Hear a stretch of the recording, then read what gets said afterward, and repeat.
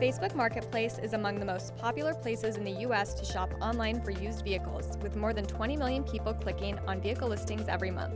List your used cars for free and reach people where they're already shopping for vehicles. Get started at fb.me/NIADA-MP.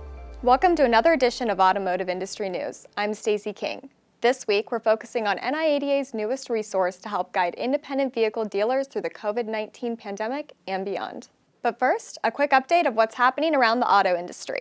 The Mustang Mach 1 is back. Last week, Ford announced that the famous fastback version of its iconic pony car will return after a 17-year hiatus for the 2021 model year. The new Mach 1 will be powered by a 5-liter V8 engine that produces 480 horsepower and comes with either a 6-speed manual or a 10-speed automatic transmission. Ford is touting the car as the most track-capable 5-liter Mustang ever, and Ford Chief Operating Officer Jim Farley said it is, quote, one of those special Mustangs that truly brings a smile to the faces of our owners, enthusiasts, and fans, including me. During the coronavirus crisis, the auto industry has often gone above and beyond to help keep its employees and others safe. In the latest example, Honda and General Motors have partnered to produce hand sanitizer. Some 12,000 bottles will be produced at a Michigan facility used for research on fuel cells for hydrogen-powered vehicles. The sanitizer will be used by employees of both companies throughout the region. In addition, Honda is donating almost 4,000 bottles to healthcare facilities in Ohio and Michigan. And a bill that would have had a disastrous impact on California's auto finance industry was rejected by the state's assembly. AB 2501 was defeated by a 28-25 vote on June 15th. 2 days later, the Assembly adjourned its session without taking up a motion to reconsider the bill, which would have banned vehicle repossessions until January 1st, 2023. The IADA of California worked with NIADA to oppose the bill, noting it would have drastically reduced the ability of independent dealers and auto finance companies to extend credit to consumers, especially credit-challenged individuals. We'll be right back. Welcome to the show, back in Las Vegas. Just no place like it, right? We have assembled the auto industry's best and brightest minds, thought leaders, and experts to help you achieve your goals and fuel your purpose. I believe you have to show up, and I believe you have to soak up, and then take everything you've learned and put it to some good use.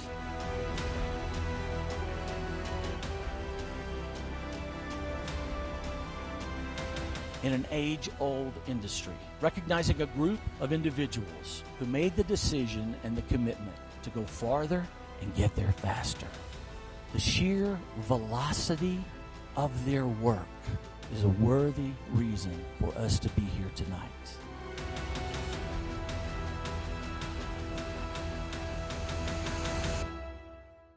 The COVID-19 pandemic has changed everything, including the way used cars are bought and sold. Adjusting to those changes has not been easy for dealers. To help, NIADA has compiled a guide to operating an independent vehicle dealership in the era of COVID-19. The guide helps dealers implement changes needed to take advantage of post-pandemic opportunities while protecting the health and safety of their customers, employees, and vendors. It contains best practices, policies, and procedures from government and public health agencies, as well as independent dealers. 2 of those dealers are with us today. Okay, we are joined by Luke Godwin, co-owner and general manager of Godwin Motors in Columbia, South Carolina, and co-host of the Independent Dealer Podcast. Thank you for being here today, Luke.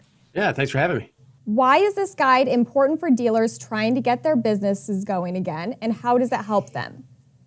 Well, this is such an unprecedented time. I know people say that a lot, but car dealers are car dealers. We buy cars, we sell cars, we service cars, and we don't know how to operate outside of the normal, hey, it's tax season, hey, it's the winter. And something like this comes along.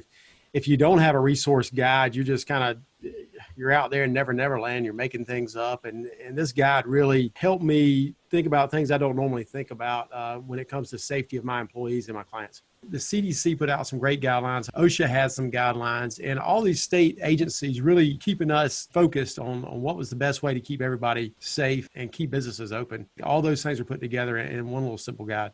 What has your experience been with operating your dealership during the pandemic, and what have you had to change? January was business as usual. In February, for the most part, it was business as usual.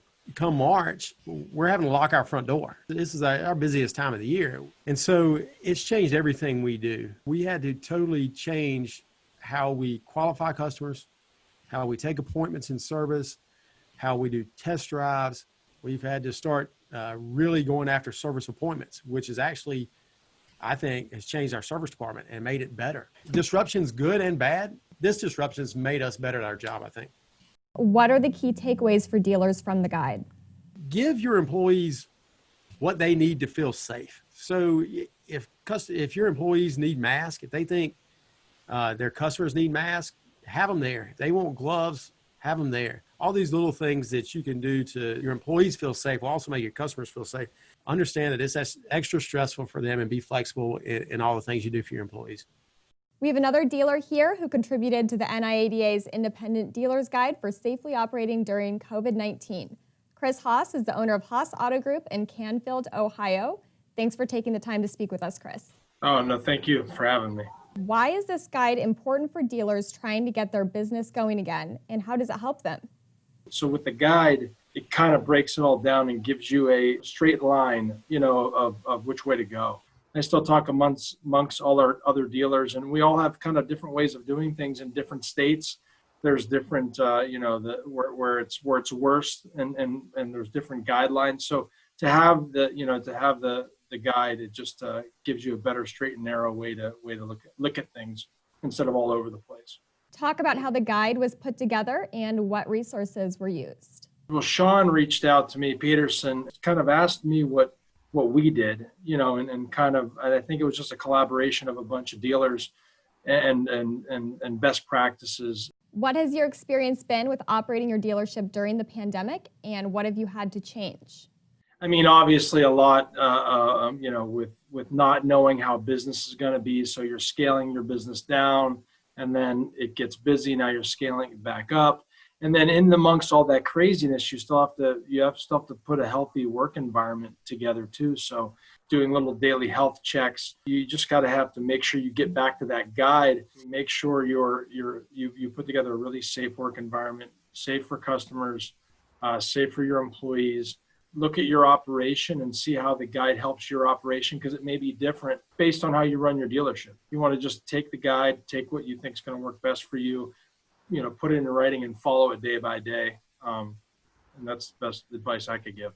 To view or download your copy of the Independent Dealer's Guide for safely operating during COVID-19, visit covid19.niada.com. That's all for this edition of Automotive Industry News. Thanks to our dealers, and thank you for watching. I'm Stacy King.